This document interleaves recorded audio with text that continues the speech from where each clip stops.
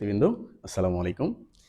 তোমাদের যেহেতু দ্বিতীয় বর্ষের ফাইনাল এক্সাম শুরু হয়ে গেছে, তো সেই জন্য আমরা আজকে ছোট্ট একটি ভিডিও নিয়ে আসছি যে ক্যাশ ফ্লো স্টেটমেন্ট থেকে। তো ক্যাশ ফ্লো স্টেটমেন্টের মধ্যে তিনটা পার্ট থাকে, সেটা তো আমরা জেনে থাকবো, আবার আগে জেনেছি আমরা যে তিনটা পার্ট থাকে। একটা হচ্ছে cash flow from operating activities, cash flow from investment activities and cash flow from financing activities.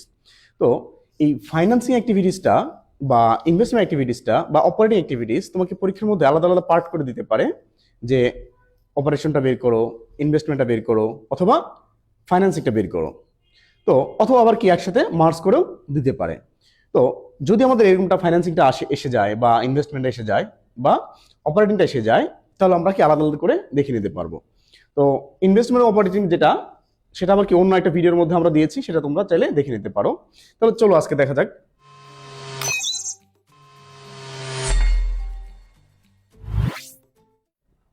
দেখি আমরা ফাইন্যান্সিং অ্যাক্টিভিটিস আসলে কি কি থাকে।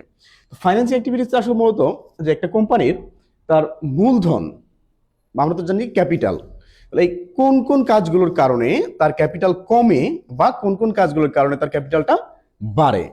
যদি তার ক্যাপিটালটা বেড়ে যায়, মানে শেয়ার হতে পারে এটা, অথবা বন্ড হতে পারে, বা ডিবেঞ্চার হতে পারে, অথবা ডিভিডেন্ড হতে পারে। তো এই কাজগুলোর কারণে যদি আমাদের ক্যাশ আসে, কি হয়, ক্যাশ যদি ইন হয় বা ক্যাশ আসে, তাহলে কি ক্যাশ ইনফ্লো ধরবো আমরা, তার মানে কি ক্যাশ বেড়ে যাবে। আর যদি এগুলোর কারণে আমাদের ক্যাশ কি কমে যায়, তাহলে আমরা ধরবো ক্যাশ আউটফ্লো বা ক্যাশ কমে যাচ্ছে। চলো দেখে নেওয়া যাক। দেখি, প্রথমে আমরা লিখেছি এই ফাইন্যান্সিং অ্যাক্টিভিটিসের মধ্যে প্রথমে ছিল কি issuance of common stock or preferred stock. তাহলে আমরা যদি কমন স্টক বা প্রেফার্ড স্টক ইস্যু করি, তাহলে কি হবে, যে আমাদের টাকাটা আসতেছে এবং কি স্টকটা চলে যাচ্ছে। তাহলে এর কারণে কি হলো, ক্যাশ ইনফ্লো হইলো, এই জন্য আমরা কি প্লাস দিয়েছি। হ্যাঁ, ওকে, গুড। এখন নেক্সট 2 নম্বরে দেখি issuance of bonds, long term debt notes অথবা ডিভেঞ্চার। তাহলে এই ডিভেঞ্চার যদি কি করা হয়, ইস্যু করা হয় বা বন্ড ইস্যু করা হয়, সেক্ষেত্রে আমাদের কি টাকা আসতেছে, ক্যাশ ইনফ্লো হচ্ছে।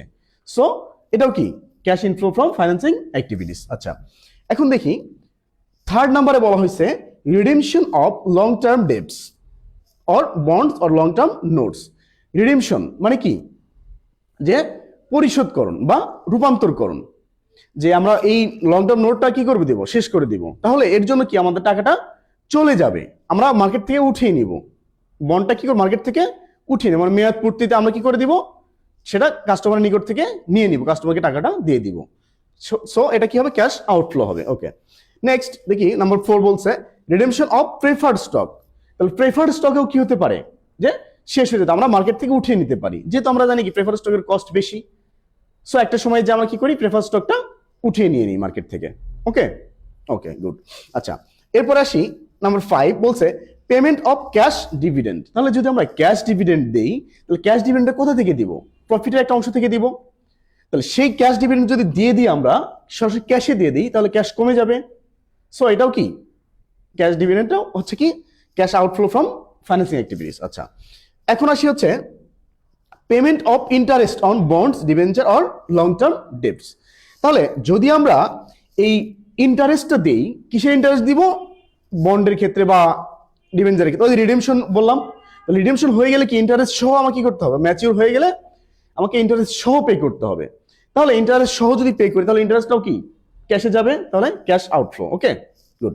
আচ্ছা, লাস্ট আসি বলছে কি পারচেস অফ ট্রেজারি স্টক। তাহলে প্রথমে আমাদের জানতে হবে ট্রেজারি স্টকটা কি। ট্রেজারি স্টক হচ্ছে যখন কোনো কোম্পানি মার্কেট থেকে তার স্টকগুলো কি করে নেয়, উঠিয়ে নেয়, মানে তারা আর কি করে মার্কেটে কোনো তাদের স্টক রাখতে চাচ্ছে না, সেই স্টকটা যদি তারা মানে কাস্টমার নিকট থেকে পারচেস করে নেয়, সেটাকে আমরা বলি হচ্ছে কি ট্রেজারি স্টক পারচেস।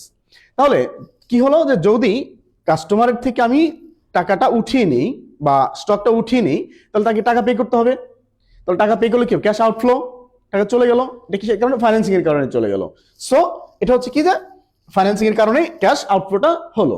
তাহলে এখন যেগুলো কি ব্র্যাকেটের মধ্যে ফিগারগুলো দেখতে পাচ্ছি, এগুলো কি করব, মাইনাস করব, আর যেগুলো কি ব্র্যাকেট ছাড়া এগুলো হচ্ছে কি প্লাস করব।